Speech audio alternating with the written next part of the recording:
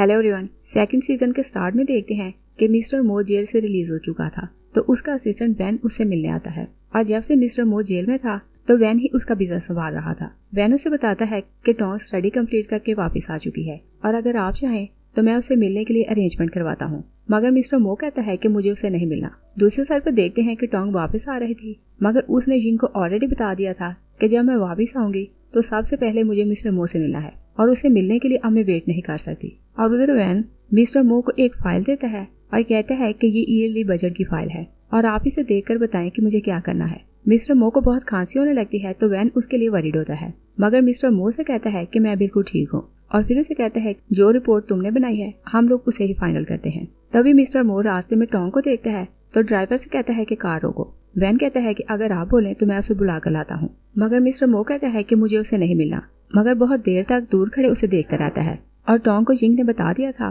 कि मिस्टर मो का असिस्टेंट अब वैन है तो टोंग वैन को कॉल करती है और कहती है कि मुझे मिस्टर मो से मिलना है, मगर वैन झूठ बोलता है और कहता है कि वो अब्रॉड गए हैं। तो टोंग उसे कहती है कि क्या कल तुम मुझसे मिल सकते हो, तो वैन ओके बोलता है और जब उसे मिलने जाता है तो टोंग पूछती है कि मिस्टर मो कैसा है। वैन उसे बताता है कि वो बिल्कुल ठीक है तो टोंग खुश हो जाती है और फिर कहती है कि मुझे पता चला है कि मिस्टर मो अपने ex brother in law Van के साथ मिलकर काम करने लगा है, तो इसका मतलब ये कि वो पास वाले क्लैशेस को भूल चुका है। वैन कहता है कि मुझे लगता है कि आप मिस्टर मो के बारे में कुछ ज्यादा ही कंसर्न है। टोंग उसे इस बात के लिए आंसर तो नहीं करती मगर पूछती है कि मिस्टर मो कहाँ गया है और कब वापस आएगा, और वैन उसे इस बात का आंसर नहीं करता और कहता है कि अगर आपको कुछ काम है तो आप मुझे बताएं। तो टोंग उसे कहती है कि मैं तुम्हारी कंपनी में काम करना चाहती हूँ तो तुम जॉब लेने में मेरी हेल्प करो। वैन उसकी बात सुनकर हैरान आ जाता है। टोंग कहती है कि मैंने मिस्टर मो से मिलने के लिए बहुत टाइम वेट किया और अगर मैं उसकी कंपनी में काम करूंगी तो मैं उससे मिल सकती हूँ।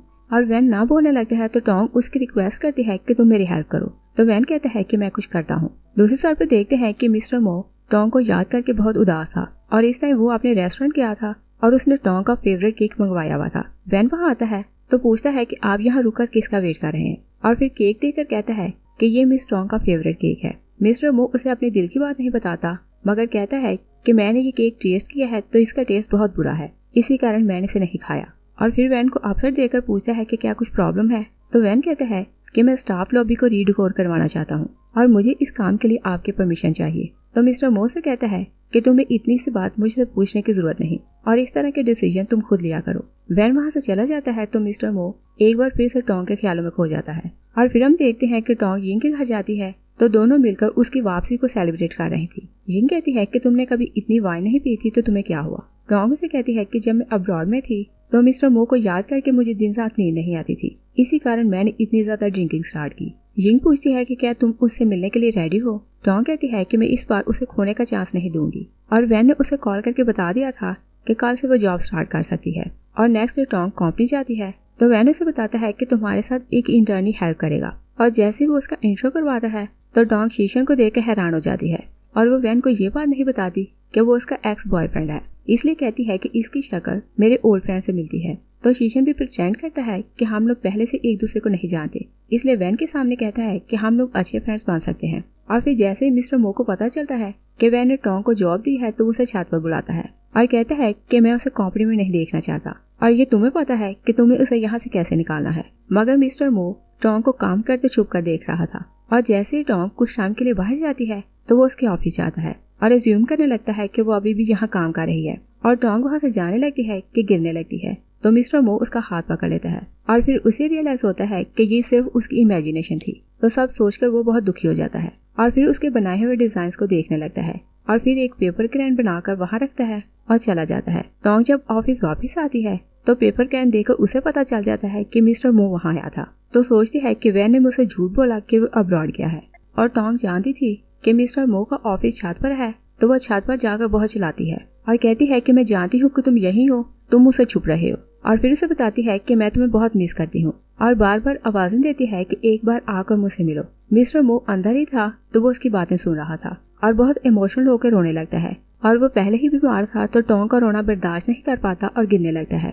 टोंग उसके गिरने की आवाज सुनती है तो उसे नोट कर लेती है मगर मिस्टर मो सीढ़ियों से नीचे भागने लगता है। टोंग उसे फॉलो कर रही थी मगर उसे पता चल जाता है कि वहाँ मिस्टर मो ही है और टोंग का पाँव मुड़ जाता है तो मिस्टर मो को भागने का चांस मिल जाता है और शीशन बाहर ही जा रहा था तो टोंग को गिरे देखता है तो उसकी हेल्प के लिए आता है और टोंग जानती थी कि अगर मिस्टर मो ने उसे शीशन के साथ देखा तो वो बुरा मनाएगा, इसलिए शीशन से कहती है कि मुझे तुम्हारी हेल्प नहीं चाहिए। मगर शीशन जबरदस्ती उसे सहारा देकर बाहर ले जाता है और वैन जब टोंग को देखता है तो मिस्टर मो से कहता है कि मुझे लगता है कि इसके पाँव में फ्रैक्चर हो गया है, इसलिए हम इसे हॉस्पिटल ले चलते हैं। मगर मिस्टर मो कहता है कि तुम यहाँ से चलो और शीशन टोंग की बैंडेज करवाकर उसे घर छोड़ जाता है। और नेक्स्ट डे जिंग और उसका हस्बैंड टोंग और शीशन को रेस्टोरेंट बुलाते हैं और वो खाना खा रहे थे कि कुछ लोग उनके पास आकर बैठते हैं तो कुछ प्लान करने लगते हैं। और जैसे वो लोग बाहर जाते हैं तो कुछ लोग टोंग को किडनैप कर लेते हैं और फिर वो उसकी पिक्चर बनाते हैं तो पिक्चर मिस्टर मो को सेंड कर देते हैं। मिस्टर मो डॉक्टर के पास चेकअप के लिए गया था, मगर चेकअप करवाए बिना टोंग को बचाने के लिए भाग जाता है। रास्ते में किडनैपर उसे कॉल करता है तो मिस्टर मो कहता है कि तुम टोंग को हर्ट ना करना और तुम्हारी जो कंडीशन होगी मैं हर बात मानूंगा, मगर इससे पहले मुझे टोंग की आवाज सुननी है कि वो सेफ है। तो किडनैपर टोंग को फोन पकड़ाता है तो उसे स्लैप करता है। टोंग चिल्लाने लगती है तो मिस्टर मो कहता है कि तुम उसे हर्ट ना करना। तो टोंग मिस्टर मो से कहती है कि तुम इन लोगों की बातों में ना आना और ना ही पैसे लेकर यहाँ आना। वो लोग टोंग के मुंह पर टेप लगा देते हैं और मिस्टर मो से कहते हैं कि अगर तुमने पुलिस को रिपोर्ट की तो हम टोंग को मार देंगे। तो मिस्टर मो कहता है कि मैं प्रॉमिस करता हूँ कि मैं पुलिस में रिपोर्ट नहीं करूंगा। तो किडनैपर कहता है कि तुम्हारे पास सिर्फ 10 मिनट्स हैं, अगर तुम पैसे लेकर ना आए तो हम लोग इसे मार देंगे। वो लोग फोन बंद कर देते हैं तो मिस्टर मो चिल्लाता रहता है और उधर किडनैपर आपस में कुछ प्लान करने लगते हैं कि हम लोग पैसे कैसे डिवाइड करेंगे। तो टोंग कहती है कि वो पैसे लेकर यहाँ नहीं आएगा। तो एक आदमी कहता है कि वो सच्चा लवर है, वो पैसे लेकर यहाँ आएगा। तभी उनके साथी आकर बताते हैं कि मिस्टर मो आ गया है। मिस्टर मो पैसे लेकर आता है तो टोंग कहती है कि तुम ना इन्हें पैसे देना और ना ही को इनकी डिमांड पूरी करना और फोर्स करती है कि तुम यहाँ से जाओ। मगर वो लोग पैसे लेते हैं और काउंट करके कहते हैं कि तुम हमें और पैसे दो। तो टोंग मिस्टर मो से कहती है कि तुम यहाँ से जाओ। तो एक आदमी टोंग को स्लैप करता है। मिस्टर मो बहुत गुस्से में आता है तो सबसे फाइट करने लगता है और वो लोग बहुत ज्यादा थे तो सब मिलकर मिस्टर मो को मारने लगते हैं और एक आदमी उसके सर पर डंडा मारने लगता है। तो टोंग उस आदमी को जिसने उसे पकड़ रखा था पांव पर हिट करती है तो खुद को छुड़ा लेती है और वो मिस्टर मो के सामने होती है तो डंडा उसके सर पर लगता है। टोंग अनकॉन्शियस होकर गिर जाती है और वो लोग डर जाते हैं कि कहीं टोंग को कुछ हो गया है तो सब लोग भाग जाते हैं। मिस्टर मो कहता है कि तुम मुझे डराओ नहीं, अपनी आंखें खोलो और फिर उसे उठाकर हॉस्पिटल ले जाता है। टोंग अनकॉन्शियस थी तो जिंग कहती है कि किडनैप का सारा प्लान मेरा ही था और मुझे नहीं पता था कि मैं इस सब में तुम्हें खो सकती हूँ और बार बार सॉरी करती है कि अगर तुम्हें कुछ हो जाता तो मैं भी जिंदा ना रहती। और मिस्टर मो भी हॉस्पिटल में एडमिट था और वो टोंग के लिए बहुत वरीड था। बेन आकर उसे बताता है कि टोंग की इंजरी माइनर है और डॉक्टर ने बताया है कि वो जल्दी रिकवर कर लेगी। और उधर टोंग जागती है तो मिस्टर मो के लिए वरीड थी। जिंग उसे बताती है कि किडनैप का सारा प्लान मेरा ही था। तो टोंग से कहती है कि जो होना था वो हो गया। तो जिंग का हस्बैंड उसे बताता है कि मिस्टर मो की इंजरी बहुत सीरियस है और वो अभी तक आईसीयू में है। टोंग कहती है कि मुझे उसे देखना है। दूसरी तरफ पर देखते हैं कि डॉक्टर मिस्टर मो का चेकअप करने आता है तो कहता है कि आपकी इंजरी चाहे बहुत सीरियस है मगर आपकी कंडीशन इसके कारण ऐसी नहीं। मिस्टर मो कहता है कि मैं जानता हूँ क्योंकि मेरे ब्रेन में ट्यूमर है और 6 मंथ पहले मैंने कीमोथेरेपी करवाई थी। डॉक्टर कहता है कि हमने आपके सारे टेस्ट किए हैं और कीमोथेरेपी से आपका ट्यूमर खत्म नहीं हुआ और मुझे आपकी ट्रीटमेंट करने के लिए सीनियर डॉक्टर से हेल्प लेनी पड़ेगी। और जैसे ही टोंग मिस्टर मो की वार्ड में आती है तो वैन बाहर चला जाता है और बाहर शीशन खड़ा था। तो वैन कहता है कि मैं जानता हूँ कि सब कुछ तुम्हारे कारण हुआ। तो शीशन कहता है कि चाहे सब कुछ मैंने करवाया मगर मैं दोनों में से किसी को हर्ट नहीं करना चाहता था। तो वैन उसे वार्न करता है कि अगर दोनों में से किसी को भी कुछ हुआ तो मैं तुम्हें नहीं छोड़ूंगा। दूसरी तरफ पर मिस्टर मो टोंग को देखता है तो बस रो रहा था और कुछ भी नहीं बोलता। टोंग उसके आंसू साफ करती है और कहती है कि मैंने अब्रॉड में हर दिन और हर रात तुम्हें मिस किया और तुम मुझे प्रॉमिस करो कि मुझे छोड़कर कहीं नहीं जाओगे।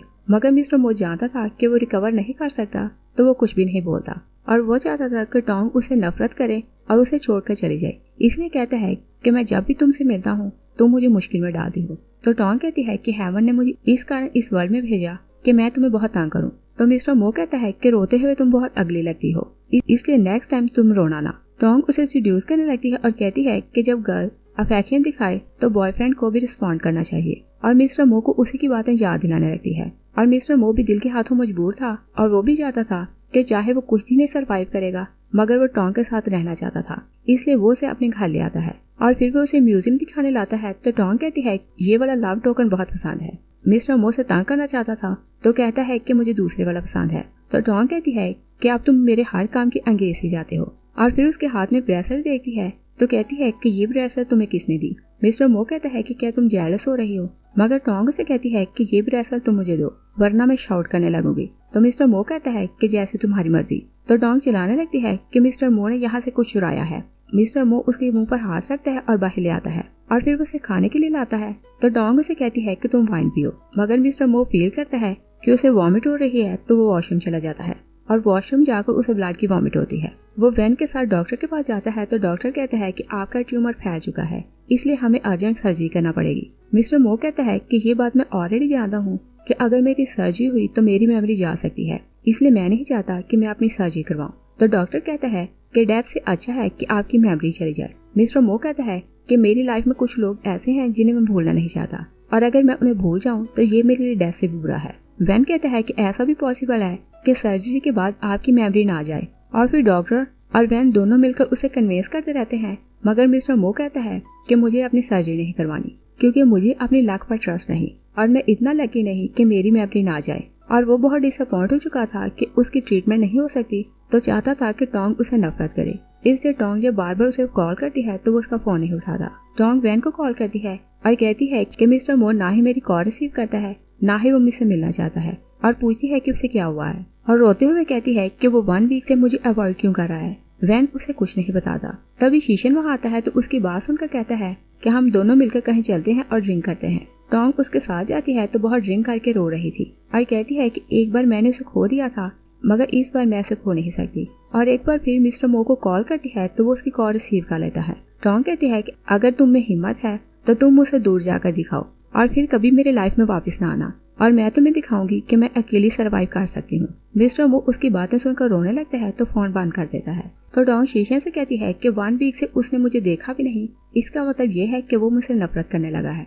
तभी मिस्टर मो उसे कॉल करता है और पूछता है कि तुम कहाँ हो और वो रेस्टोरेंट आता है। तो टोंग से कहता है कि मैं तुम्हें घर छोड़ आता हूँ। शीशन कहता है कि तुमने इससे झगड़ा क्यों किया और कहता है कि तुम इसे संभाल नहीं सकते तो इसे घर मैं छोड़ाऊंगा। मिस्टर मो कहता है कि अगर तुमने इसे टच भी किया तो मैं तुम्हें मार दूंगा और वो टोंग को उठाकर ले जाता है। तो टोंग कहती है कि मुझे मिस्टर मो से बातें करनी है, मुझे तुम्हारे साथ नहीं जाना और वो उसे अपने घर लाता है। तो टोंग सो चुकी थी और वो उसे देखकर बहुत टाइम तक रोते रहता है और टोंग जब जागती है तो मिस्टर मो का रूम देखकर समझ जाती है कि वो उसे अपने घर लाया है। और जैसे ही मिस्टर मो वहाँ आता है तो टोंग कहती है कि सॉरी मैंने तुम्हें बहुत तंग किया। तो मिस्टर मो उसे कहता है कि तुम प्रॉमिस करो नेक्स्ट टाइम तुम इतनी ड्रिंक नहीं करोगी। तो टोंग कहती है मैं गारंटी देती हूँ कि मैं इतनी ज्यादा नहीं पीऊंगी और वो कसम खाती है। तो मिस्टर मो स्माइल करने लगता है। तो टोंग कहती है कि मेरे सर में बहुत दर्द है। तो मिस्टर मो उसका सर अपने शोल्डर पर रखता है। टोंग कहती है कि तुम इस बार प्रॉमिस करो कि तुम मुझे छोड़कर नहीं जाओगे और वो बार बार रिक्वेस्ट करती रहती है मगर मिस्टर मो कुछ नहीं बोलता। और नेक्स्ट मॉर्निंग वो रूम से बाहर आती है तो मिस्टर मो ब्रेकफास्ट के लिए टेबल सेट कर रहा था। तो टोंग कहती है कि मुझे लगता है कि ये कोई सपना है। मिस्टर मो हाँ बोलता है तो टोंग कहती है कि मैं चाहती हूँ कि ये सपना कभी ना टूटे और मैं कभी भी जागना नहीं चाहती। मिस्टर मो कहता है कि तुम ऑलरेडी जाग चुकी हो, मगर टोंग कहती है कि मैं तब तक इस सपने से नहीं जागना चाहती जब तक मेरे सारे सपने पूरे ना हो और मैं चाहती हूँ कि वेकेशन में मैं तुम्हारे लिए खाना बनाया करूँ और तुम्हारे साथ मिलकर बास्केटबॉल का मैच देखूँ और जब तुम बीमार हो तो मैं तुम्हारी केयर करूँ। और फिर कहती है कि हम दोनों साथ ही बूढ़े होंगे और हम लोग अपने चिल्ड्रन और ग्रैंड चिल्ड्रन के साथ खेला करेंगे और जब ये सपने पूरे होंगे तब मैं जागूंगी। तो मिस्टर मो से कहते हैं कि ये सब सिली बातें हैं। तभी उसके नाक से ब्लड निकलने लगता है तो टोंग उसके लिए वरीड हो जाती है, मगर मिस्टर मो से कहता है कि मैं बिल्कुल ठीक हूँ। मगर मिस्टर मो जानता था कि उसकी कंडीशन ज्यादा खराब हो रही है तो वो अपने चेकअप के लिए यूएस जा रहा था और बहुत उदास होकर कंपनी को देख रहा था क्योंकि उसे टोंग से दूर जाना पड़ रहा था। और टोंग जैसे ही कंपनी आती है तो वैन से कहती है कि मुझे मिस्टर मो से मिलना है। तो वैन उसे बताता है कि वो यूएस चले गए। टोंग एयरपोर्ट जाने लगती है तो वैन उसे कहता है कि ये सब बेकार है और बताता है कि मिस्टर मो तुम्हारे लेटर देकर गए हैं। वैन वहाँ से चले जाता है तो टोंग एनवेलप खोलती है और वहाँ वही जेद की ब्रेसलेट थी जो उसे पसंद थी। तो वो बहुत अपसेट हो जाती है कि मिस्टर मो को क्या हुआ और जब वो लेटर खोलकर पढ़ती है तो मिस्टर मो ने उस गुड बाय लिखा था और लिखा था कि ये जेद की ब्रेसलेट हमारे उस चाइल्ड की याद में है जिसकी डेथ हो चुकी है और ये ब्रेसलेट मुझे याद दिलाती है कि मैंने तुम्हें मिसट्रीट किया था। और फिर उसने लिखा था कि तुम मुझे भूल जाना, मैं अब कभी भी वापस नहीं आऊंगा। तो टोंग बहुत रोने लगती है और फिर हम 1 मंथ बाद का सीन देखते हैं। टोंग कंपनी जाती है तो मिस्टर मो की एक असिस्टेंट लीजा वहाँ आती है तो टोंग से कहती है कि मिस्टर मो ने मुझे भेजा है कि तुम्हारे डिजाइन अप्रूव करूं। टोंग कहती है कि वो खुद क्यों नहीं आया। तो लीजा कहती है कि क्या इतने से छोटे से काम के लिए बॉस खुद यहाँ आएगा। शीशन पूछता है कि हमारे डिजाइन आपको कैसे लगे। तो लीजा कहती है कि तुम लोगों के डिजाइन बहुत अगली हैं। टोंग बहुत बुरा मनाती है। तभी मिस्टर मो वहाँ आता है तो टोंग उसे कंप्लेन करती है कि लीजा ने मुझे बोला कि मेरे डिजाइन अगली हैं। मिस्टर मो कहता है कि ये अवार्ड विनर है तो ये तुम्हें ठीक जज कर रही है। टोंग कहती है कि तुम कहाँ चले गए थे। मिस्टर मो कहता है कि क्या मुझे तुम्हें रिपोर्ट देनी पड़ेगी कि मुझे कहाँ जाना है। तो टोंग कहती है कि हाँ, और मुझे बताओ कि तुम सडनली यूएस क्यों गए थे और तुमने मुझे प्रॉमिस किया था कि अब तुम मुझे छोड़कर नहीं जाओगे और हमेशा मेरे साथ ही रहोगे। तो क्या तुम सब कुछ भूल गए? और 1 मंथ से मैं तुम्हें मैसेज कर रही हूँ मगर तुमने मुझे एक का भी रिप्लाई नहीं किया। मिस्टर मो बहुत मुश्किल से खुद को कंट्रोल करता है और कहता है कि अगर तुम मुझे याद न दिलाती तो मुझे तो याद ही न रहता कि तुमने मुझे टेक्स्ट किए थे। वो लीजा को लेकर वहाँ से चला जाता है तो टोंग उसे आवाज़ें देती रहती है और टोंग जब घर आती है तो जिंग कहती है कि पहले मिस्टर मो तुम्हें बहुत नाइसली ट्रीट किया करता था और सडनली वो बहुत कोल्ड हो गया है और अब किसी को साथ ले आया कि उसके साथ मिलकर तुम्हें बुली करे और वो ह्यूमन नहीं डेविल है। टोंग कहती है कि शायद कोई मैटर हो जो वो मुझसे छुपा रहा है। तभी उसके लिए एक पार्सल आता है जिसमें मिस्टर मो की तरफ से किसी नाइट पार्टी का इन्विटेशन था और साथ में एक ड्रेस थी। जिंग कहती है कि ये ड्रेस देखकर मुझे मिस्टर मो की इंटेंशन अच्छी नहीं लग रही और मैं जानती हूँ कि अगर तुम पार्टी में जाओगी तो तुम उसका सैड फेस देखकर उसे माफ कर दोगी, मगर याद रखो कि तुम्हें तकलीफ में देखकर हम लोग बहुत हर्ट हो रहे हैं, इसलिए तुम पार्टी में नहीं जाओगी। तो टोंग कहती है कि मैं पार्टी में जाऊंगी, शायद वहाँ जाकर मुझे रियल सिचुएशन का पता चले। और टोंग जब पार्टी में जाती है तो मिस्टर मो को वहाँ ढूंढने लगती है और जैसे उसे देखती है तो अपना मास्क उतार देती है। मिस्टर मो उसे देखकर प्रिटेंड करता है कि वो उसे देखकर बहुत हैरान हुआ है और कहता है कि तुम यहाँ क्यों आई हो और तुमने कितनी बकवास ड्रेसिंग की है। टोंग कहती है कि ये ड्रेस तुमने ही मुझे भेजी थी। मिस्टर मो कहता है कि मैं तुम्हें ड्रेस क्यों भेजूंगा और फिर लीजा से कहता है कि क्या तुमने इसे इन्वाइट किया। लीजा कहती है कि मैं इसे इन्वाइट क्यों करूंगी और टोंग से कहती है कि जैसी तुम्हारी फिजिक है तुम पर यह ड्रेस बिल्कुल सूट नहीं कर रही और ड्रेस चाहे किसी ने भी भेजी हो तुम्हें ये पहनते हुए शर्म आनी चाहिए थी। और वो दोनों मिलकर उसका बहुत मजाक उड़ाते हैं। मिस्टर मो से कहता है कि तुम यहाँ से जाओ क्योंकि हमारी पार्टी तुम्हारे कारण स्पॉइल हो रही है। टोंग उसे स्लैप करने लगती है तो मिस्टर मो उसका हाथ पकड़ लेता है और कहते हैं कि क्या अब तुम मुझे हिट करोगी। टोंग भी बहुत गुस्से में आती है और कहती है कि दूसरी बार तुम मुझे ह्यूमिलेट कर रहे हो इसलिए मैं तुमसे बदला लूंगी और मैं यहाँ इसलिए आई हूँ कि तुम्हारे साथ सारे मैटर्स क्लियर करूँ। और पूछती है कि बताओ तुम इतने चेंज कैसे हो गए क्योंकि तुमने मुझे ऐसे कभी ह्यूमिलेट नहीं किया। मिस्टर मो बाकी सबसे कहता है कि तुम लोग यहाँ से जाओ।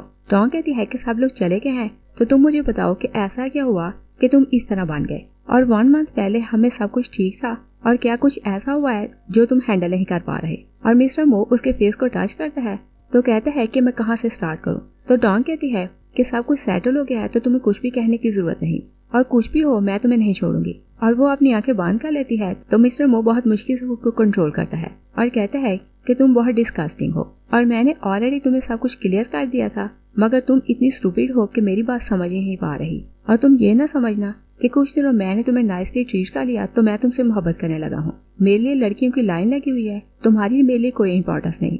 और फिर से कहता है कि तुम जाओ मेरी पार्टी स्पॉइल हो रही है। मिस्टर मो वहाँ से जाने लगता है तो टोंग कहती है कि तुम एनिमल हो इसलिए तुम हेल में जाओगे। मिस्टर मो उसे और टीज करने के लिए कहता है कि थैंक्स अब तुम यहाँ से जा सकती हो। तो टोंग रोती हुई वहाँ से चली जाती है। मिस्टर मो बहुत डिप्रेस हो जाता है मगर लीजा को बुलाकर कहता है कि सबको बुलाकर पार्टी फिर से स्टार्ट करो। और टोंग रोती हुई बाहर जा रही थी कि शीशन उसे रास्ते में मिलता है तो पूछता है कि तुम्हें क्या हुआ। टोंग से कहती है कि ये मेरा पर्सनल मैटर है और वो वहीं बैठकर मिस्टर मो के बाहर आने का वेट करने लगती है मगर शीशन उसे कहता है मैं भी तुम्हारे साथ बैठकर यहीं वेट करूंगा। और टोंग बाहर बैठकर रोने लगती है और उधर मिस्टर मो सबके फोर्स करने पर बहुत ज्यादा ड्रिंक कर रहा था और टोंग उसका वेट करती रह जाती है मगर मिस्टर मो बाहर नहीं आता। तो वो शीशन को जगाकर कहती है कि हम लोग यहाँ से चलते हैं। और फिर हम देखते हैं कि टोंग सोई हुई थी तो वो सपना देखती है कि मिस्टर मो उसके घर आया है। तभी डोरबेल होती है तो वो समझती है कि मिस्टर मो आया है और जाकर दरवाजा खोलती है तो वहाँ शीशन था। टोंग उसे कहती है कि तुम यहाँ से जाओ मगर शीशन उसे फोर्स करता है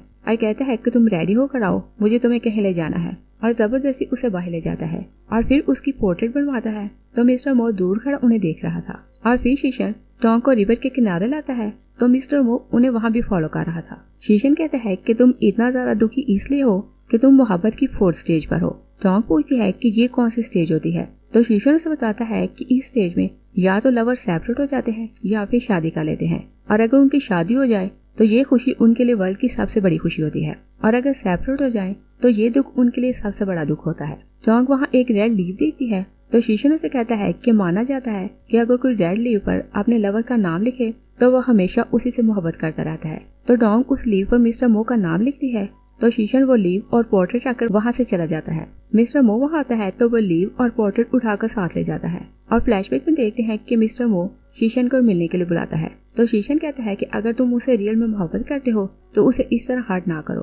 तो मिस्टर मो कहता है कि मैं कभी तुम्हें उससे मोहब्बत नहीं करने दूंगा। शीशन कहता है कि मैं उसके लिए सीरियस हूँ। वो वहाँ से जाने लगता है तो मिस्टर मो उसे रिंग देता है और कहते हैं कि अगर तुम ये रिंग देकर उसे प्रपोज करो तो वो तुम्हारा प्रपोजल एक्सेप्ट करेगी। शीशन वो रिंग लेकर चला जाता है और मिस्टर मो चाहता था कि वो अपनी लाइफ में ही सारे मैटर सेटल करे ताकि टोंग उसे नफरत करने लगे और शीशन के साथ नई लाइफ स्टार्ट करे, और इसी कारण उसने शीशन से हेल्प ली थी। और इस टाइम भी उसने शीशन और टोंग के लिए सारी अरेंजमेंट करवाई थी। तो शीशन टोंग को लिए डिनर के लिए लाता है और वो जानता था कि टोंग इस टाइम शीशन के साथ है तो वो कुछ नहीं खा रहा था। और उधर खाने के बाद शीशन टोंग को एक जगह लाता है जहाँ उसने कैंडल्स के साथ हार्ट बनाया था। और मिस्टर मो ये सोचकर कि सर्जरी के बाद कहीं उसकी मेमोरी न चली जाए तो वो टोंग को भूल जाएगा, इस कारण वो रो रहा था कि उसके पास कोई ऑप्शन नहीं था और उसने डिसाइड कर लिया था कि वो अपनी सर्जरी कभी नहीं करवाएगा। मगर उसे इस बात का दुख था कि टोंग उसके साथ रहने की बजाय किसी और के साथ शादी करेगी। और उधर शीशन टोंग को प्रपोज करता है तो टोंग पहले उसका थैंक्स करती है कि तुमने मेरी बहुत हेल्प की,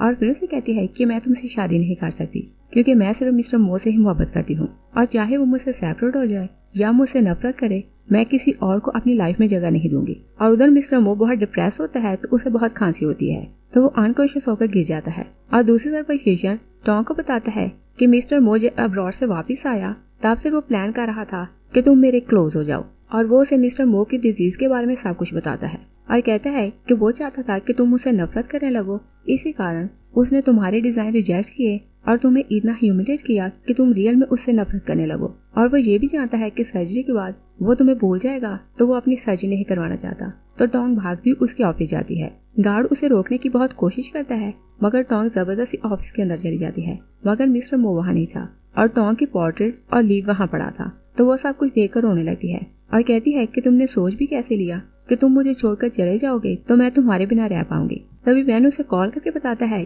कि मिस्टर मो की कंडीशन बहुत खराब है तो हम उसे हॉस्पिटल लाए हैं। टोंग हॉस्पिटल जाती है तो वैन कहता है कि उसकी कंडीशन बहुत खराब है और डॉक्टर ने मुझे बोला था कि मैं किसी फैमिली मेंबर को बुलाऊं, इसी कारण मैंने तुम्हें यहाँ बुलाया। डॉक्टर जब बाहर आता है तो टोंग को बताता है कि हमें अर्जेंट उनकी सर्जरी करना पड़ेगी। तो टोंग कहती है कि आप किस बात का वेट कर रहे हैं, आप सर्जरी करें। मगर वैन कहता है कि उन्होंने स्ट्रिक्टली मना किया है कि उन्हें अपनी सर्जरी नहीं करवानी क्योंकि सर्जरी के बाद उनकी याददाश्त चली जाएगी और वो नहीं चाहते कि वो आपको भूल जाएं। टोंग कहती है कि तुम स्टूपिड हो मगर मैं नहीं, इसलिए मैं उसकी बातों में नहीं आऊंगी और चाहे वो मुझे भूल जाए मुझे उसे बचाना है। तो डॉक्टर से कहती है कि आप सर्जरी करें। डॉक्टर पूछता है कि आप उसकी कौन है तो टोंग उसे बताती है कि मैं उसकी वाइफ हूँ। लास्ट सीन में देखते हैं कि मिस्टर मो की सर्जरी सक्सेसफुल हो जाती है मगर वो सब कुछ भूल चुका था और अब उसकी फेवरेट हॉबी लोगों की पिक्चर्स बनाना था। टोंग हर जगह उसे फॉलो करती रहती थी और एक दिन जब वो देखती है कि मिस्टर मो जेल स्टोन्स की एक शॉप पर गया है तो वो वहाँ चली जाती है और मिस्टर मो से कहती है कि मेरी इस ब्रेसलेट से मैच जेल ढूंढने में मेरी हेल्प करो। और मिस्टर मो को टोंग अच्छी लगती है तो वो उसकी हेल्प करने लगता है और उसकी नेचर अब भी वैसी ही थी कि वो लड़कियों से दूर भागता था, मगर टोंग उसे अच्छी लगती है तो वो उसे फ्रेंडशिप कर लेता है। और टोंग भी खुश थी कि चाहे उसकी मेमोरी चली गई है मगर वो उसके साथ खुश रहेगी। यही ये मूवी फिनिश हो जाती है। Thanks for watching.